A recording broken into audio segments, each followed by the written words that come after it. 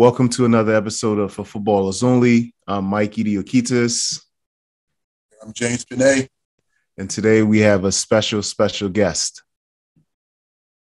Oh, I'm Taiye Akinmboni. Welcome, Taiye. Welcome. Thank you. All right, Taiye, let's get into it from the beginning. Where does your football story begin?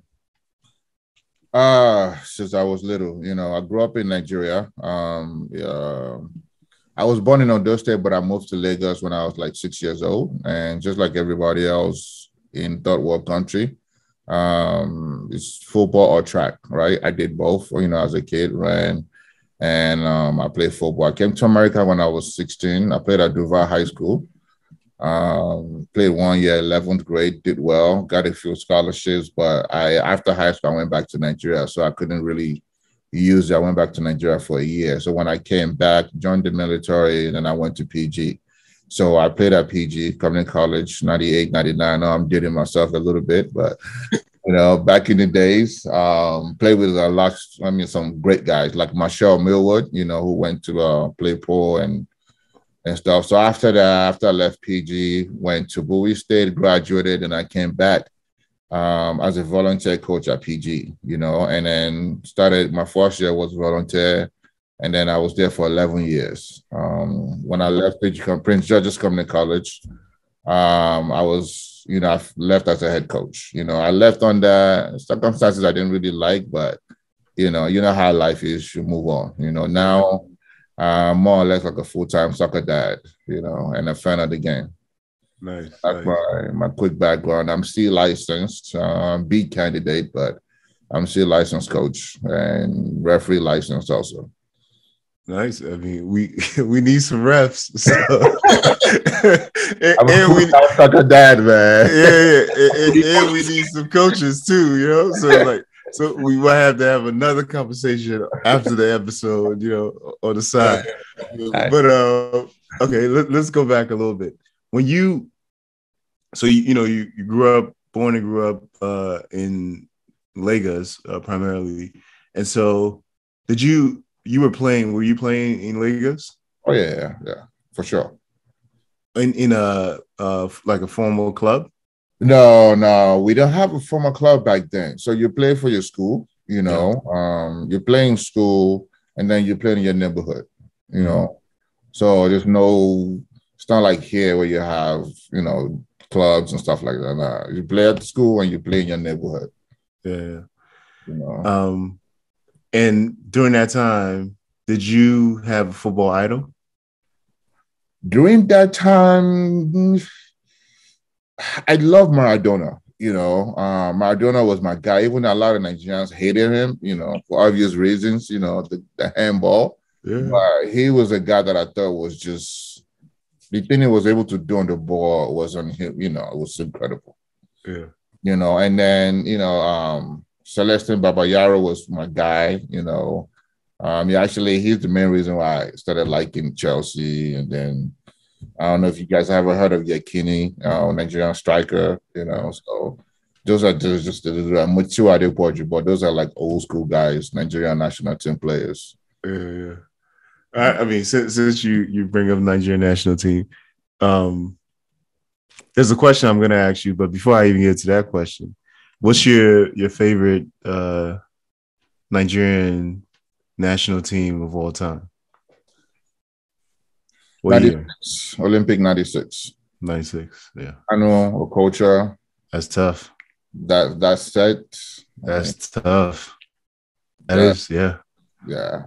Those are ballers right there. They put not only Nigeria, but I felt like they put Africa on the map, Yeah.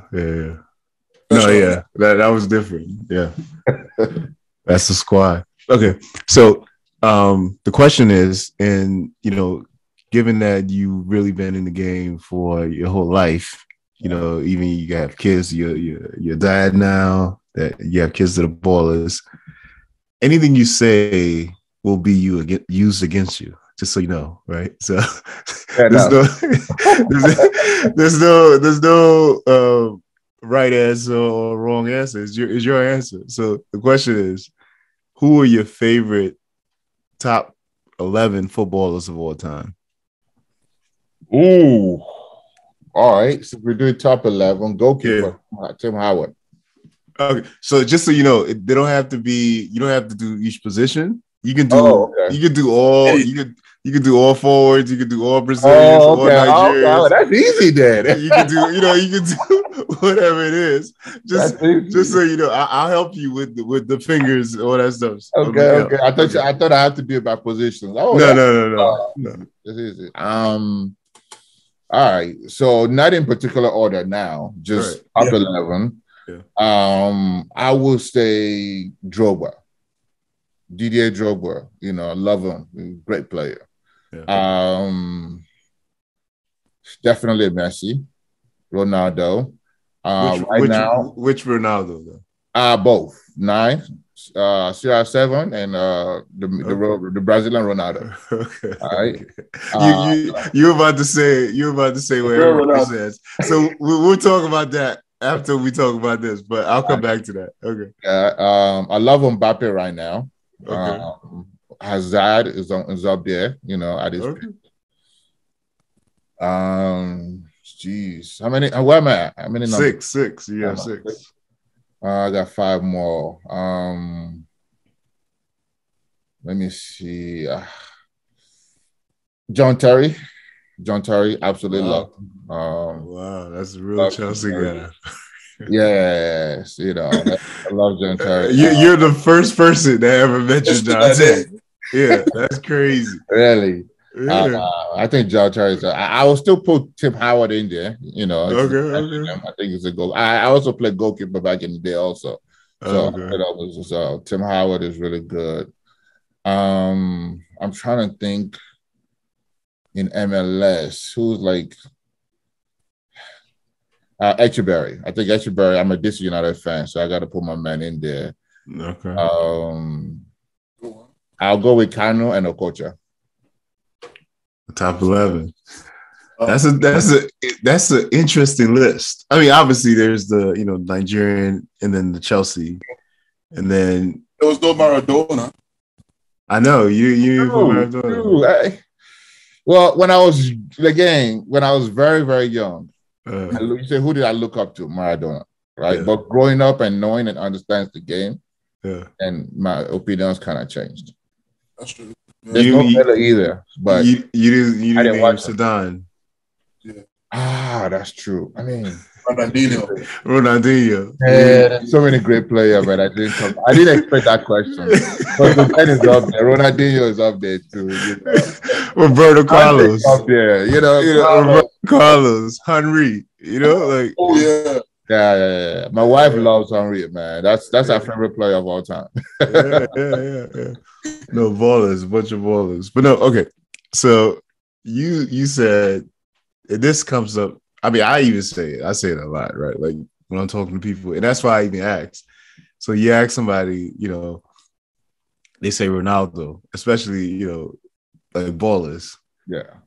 And you say which Ronaldo, and they say the real Ronaldo. What do you mean? What do you mean when you say that? What do you mean when you say the real Ronaldo? The Brazilian Ronaldo. Yeah. I mean, everybody knows. Like everybody knows what you're saying. But what do you mean by saying R9 is the real Ronaldo? Real Ronaldo. I mean that's the original Ronaldo. Yeah. Here's the thing, right? And I tell people this. People don't understand this. Is generation differences. Forge our opinion, right? Yeah. So me growing up, I was all about, I'm going to leave soccer and go to basketball for a second, right? I'm all about Michael Jordan, right? Mm-hmm. People that was in America before me would say Dr. J, whoever. And I'm like, nah, MJ is the best, period, no hands down. Mm-hmm. You ask my kid would say LeBron James. Mm-hmm. And you ask some of the younger kids, they'd be like Steph Curry. And in my book, Steph Curry is not even in the top 50. You know what I'm saying? So it's all about, generation. So when I said real Ronaldo, when I was growing up, that was the Ronaldo that I know. Yeah. So I don't know the answer to your question. So when you say are you talking about ability to play the game or just the name? Are you talking about comparing the name that you know, or just the ability to play the game? What he offers the game, like the guy is insane. It's just like Messi, right? Messi is insane. He's just talented. He's just crazy good. You know, his ability, what he offers the game. There's some players that you really can't hate on, unless you have a personal beef against them, right? Yeah. With the real Brazilian Ronaldo, you really can't hit him. You don't have to be a fan of his, but you can't hit on him, right? Speaking of hitting on players, like right now, I don't know anybody that hate contact, right? You can't hit on him. Yeah. It's just that special. Yeah. You know, so I felt like the real Ronaldo was like that. Right now, CR7 and Messi, you can hate, depends on who you are. You can hit on CR7. But the real Ronaldo and Ronaldinho, you can't hit on those guys. They were just not good. Yeah. So with your top 11, right? If you have to pick between those two Ronaldo, who will you pick? You have to pick one. If I had to pick one, I would still go with the Brazilian Ronaldo. Yeah. I would. Like if I have to build, and I'm thinking about if I have to build a team around one player right now, I would go with the original, the Brazilian Ronaldo. I've younger kids might be listening to this and be like, "What you mean the original?" Exactly. The phenomenon. But no, you know, the thing is, I think even for younger people though. So what I do with a lot of young kids is, and I don't know if you've done this with your sons, but if you haven't, you should look into it. Is just send them clips of Ronaldo, the R9, especially his season at Barca. Yes. Send them that 95, 96. Send them that clip. It's like I've studied a lot of players. Like I'm talking, you know, going back to the Black Pearl, you know, Eusebio, and Pele, like from there to Pele, like all these guys coming up. I don't think there's been a more complete attacking player that the game has ever seen. Yeah, I agree. Like even till right now, I don't think it's ever been. Like the guy, the more I research him, I realized like he had to get injured the way he did because of the way he played. Yeah. You know, it's kind of like in basketball, like Derrick Rose, for instance, right? But it's just so much, like he's just like it was so much force. Yeah. You know what I mean? Like, and to foul him and bring him down, you had to really, I mean, like, you know what I mean? Like when he went to Serie A, you know, Maldini and those guys are flying. Like, everybody's trying to kick you, like, you know what I mean? And you just bounce off and just keep going. No, he can get a shot off from any position. Yeah. Anywhere. Right and left foot. Yeah. Yeah. Yeah. No, it's crazy. It really was. It was, and for younger people who didn't get to see it, what I always do is like, I just, there's a lot of clips on, YouTube compilations and stuff. And I just send it to them. And you can just pick your period. If you want to do Barca, if you want to do Madrid or Milan. I mean, all of those are great. I mean, Inter and Madrid was amazing, but I think that Barca, like that season at Barca was just out of this world. Yeah, completely out of this world. Yeah, man. Okay. So you said you came here and played one season in high school, and then you had to go back. What was the transition to playing high school ball here? Because it sounded like you dominated, because you said you got offers and you got a lot of looks. So what was it like playing? It's different, obviously. Coming from street ball, no socks. No shoes, and just balling whatever. Yeah. And I didn't have cleats, like a proper soccer cleats till I came here. right? I had tennis shoes. We call it sneakers, you know. Canvas, sorry, we call it canvas. That was what I played with, you know, in Nigeria till I came here. And that's when I played, really had those real proper cleats, you know. So what were your first cleats when you got here? Oh, some Kappa. I think it was Kappa. It wasn't Adidas for sure. Okay. Yeah. Okay. I can't even remember. Yeah. I know my second one was Adidas, and I was my coach, Mr. Kabemba, that gave me the shoes.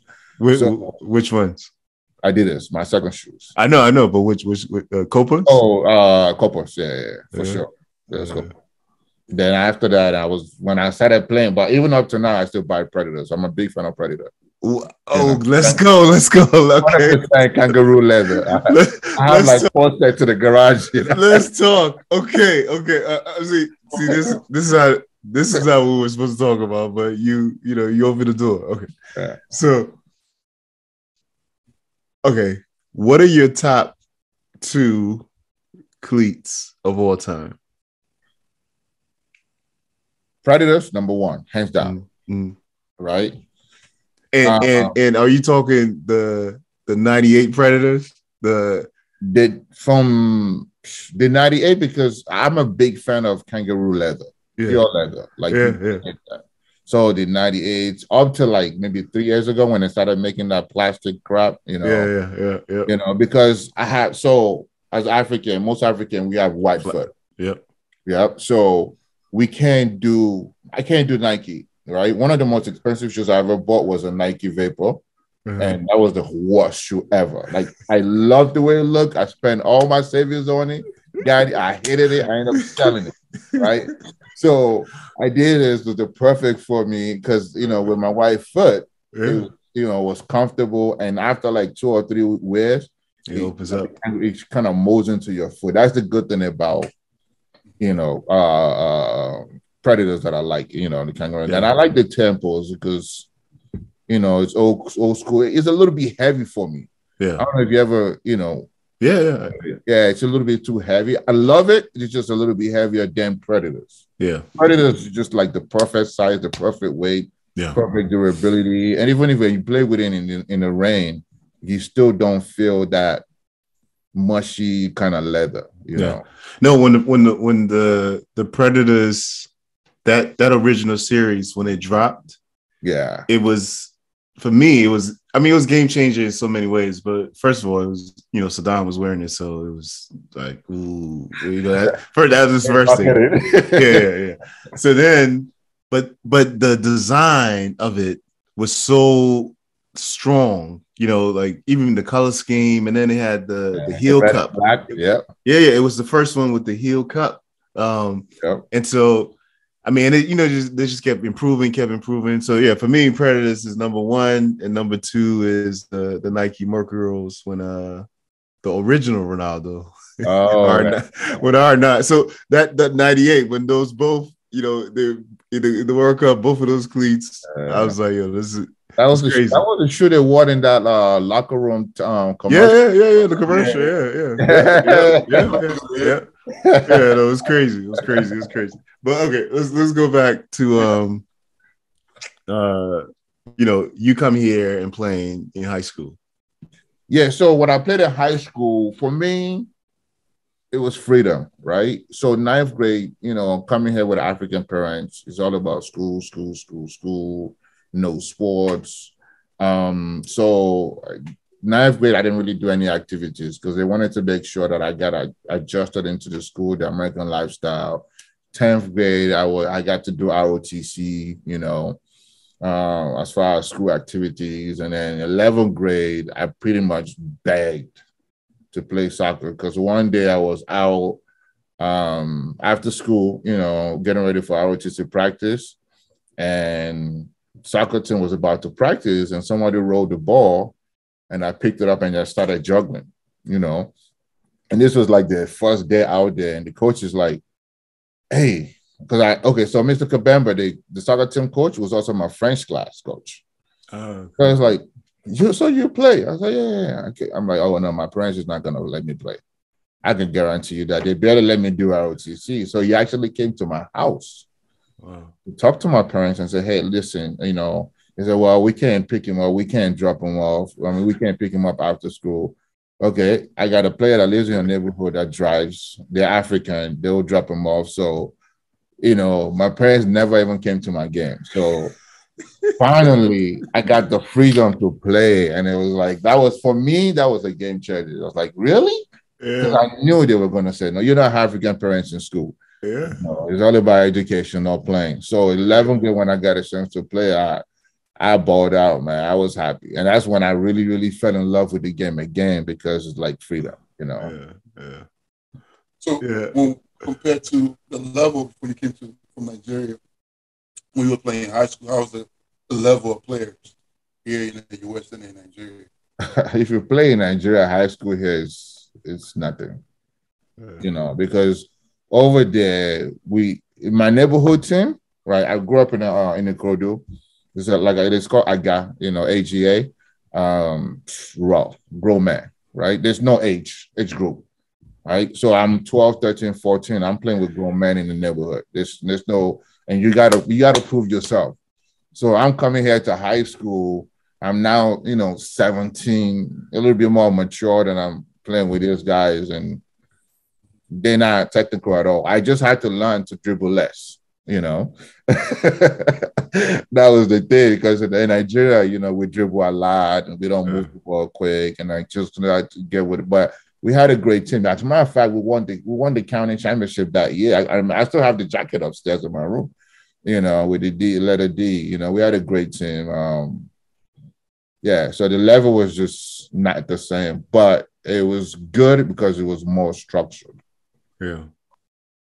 And so then you go back home and, you know, finish school and then come back here. And then how did you end up at PG? So I went back home for a year. When I graduated, I applied to Liberty University. I got a 50% scholarship, Texas A&M. University of Maryland was actually the old College Park, and I'm still a fan. They were the only school that didn't give me admission or scholarship. I also applied to Salisbury State. I got admission, and my parents was like, well, you're getting too Americanized, you know, go home, maybe you get your life together, blah, blah, blah. So I said, okay, fine.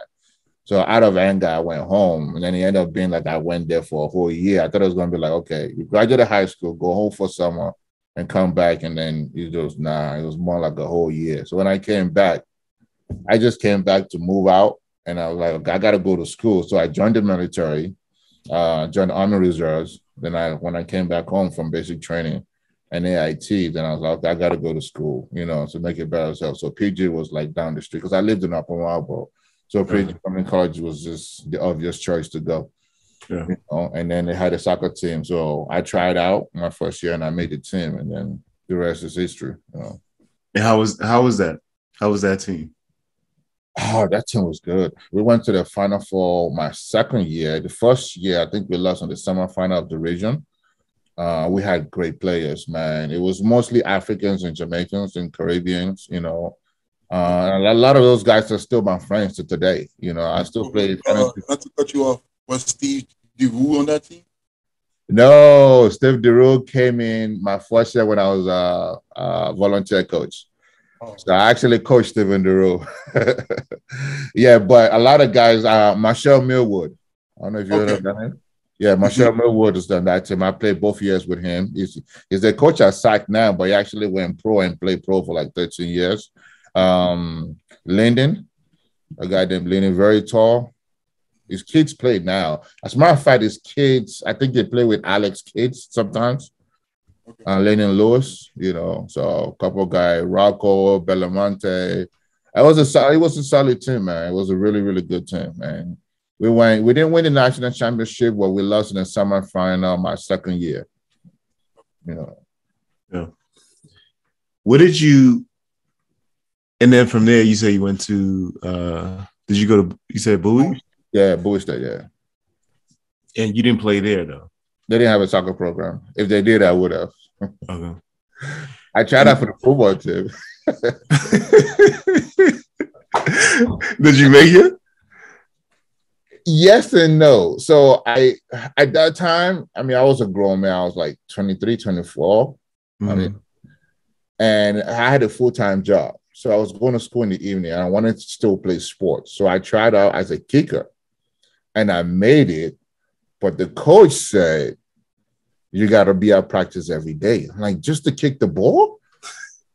They're like, yeah. I'm like, I'm the best you got. You know, I was like, I'm sorry, you know. So I made it, but I had to cut myself because I lived by myself at that time. You know, I had a good job with junior DBA, and I was doing the Army Reserve. So it was like money, life, and fun.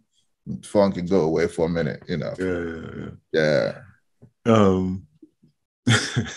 No, that's crazy. So then after that, you went back to coach at PG though, right? And you coached there for, you said like 13 years? I was there for a total 11 years.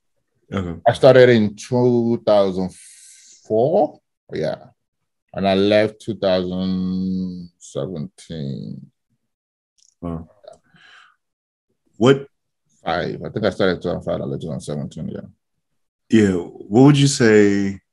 What did you learn during that period about community college football or soccer?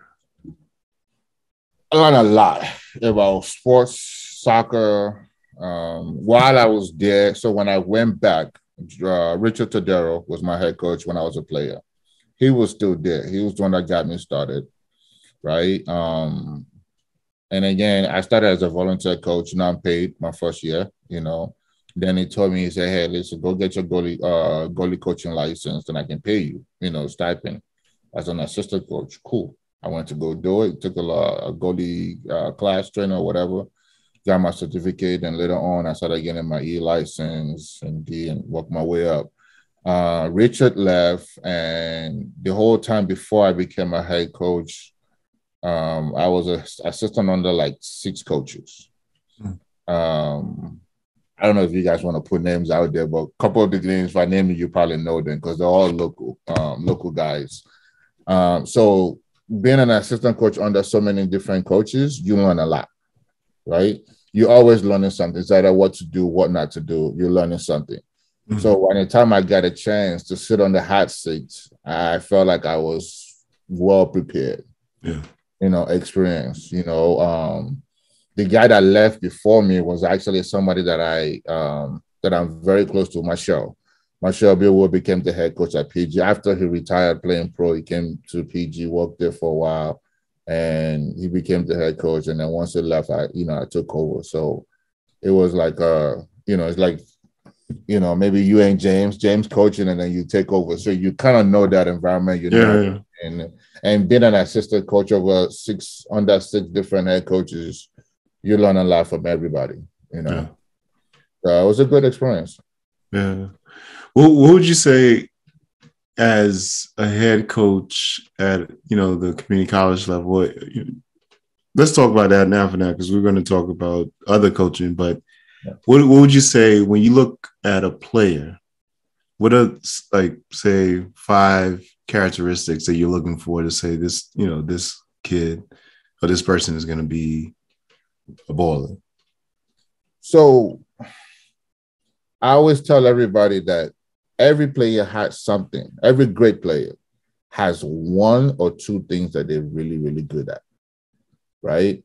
It's up to them or to figure it out. We're talking about, you know, the great Ronaldo. I think his best asset was just the fact that he's very, very strong, right? His strength is his biggest asset. He has other aspects that are really, really good. But so he's really strong. You look at Messi, he's great on the ball, dribbling. You look at, you know, CR7 Ronaldo. To me, his best assets is his work ethic. Like, he's really, really fast, but he works at it, you know. You look like Gary Bale. Everybody has something. So there's not a lot of things when I go. So back in the days when I used to go to high school and scout players, right? I'm trying to find out, okay, what makes this guy special? Is it really fast? Is it good on the ball? Is it a great soccer IQ? Is it very, very technical? Some players are not super fast. They can't jump that high, but they're very, very technical on the ball, right? Those are the players that go under the radar that don't really stand out. So if you ask me to go back to your question, if I need to list 5 things that I look for, I look for technical kids that can, players that can hold the ball, control the ball. You see guys that come to community college that can't even trap the ball. It happens. Then I look for something else, maybe speed. If you're super fast, how can I take advantage of that as a coach when you come to me, right? If you're super strong on the ball, where can you be an asset? So those are the kind of things that I look at. Yeah. What did you find to be the most challenging part of your coaching career in college?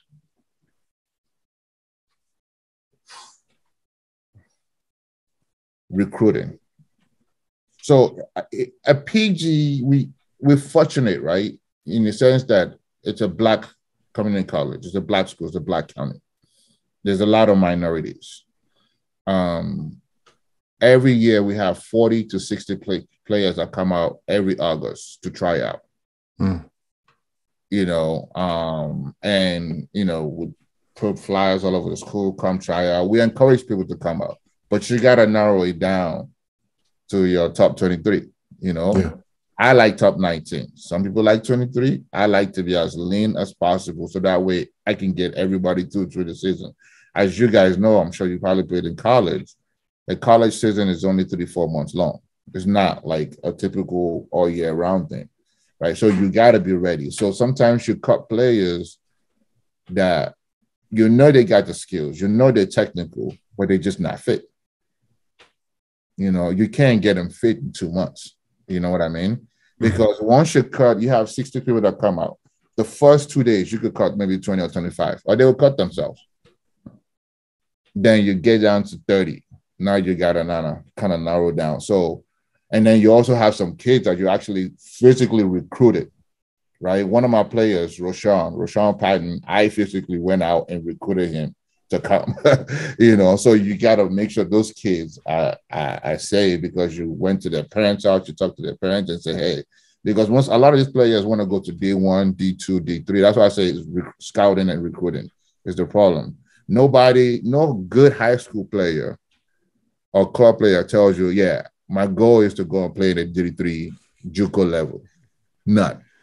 Yeah. Right? But you have players that don't have the grades to go to D1. They don't have the support at home, right? But they can come to PG or any community college, pay and basically play for free. Because we don't have scholarships per se, but if you don't have support at home, it's more than likely your income is not high enough where you won't get financial aid. Yeah.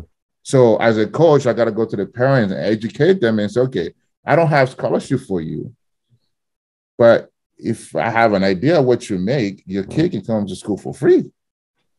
You just have to fill out this and we'll walk them through it. I mean, there are many nights after practice, I sit in the office at PG and I'm doing FAFSA forms for people, helping them out, doing this and doing that. So scouting is the biggest challenge to scout talents. And then you kind of weed out the ones that come out for tryout.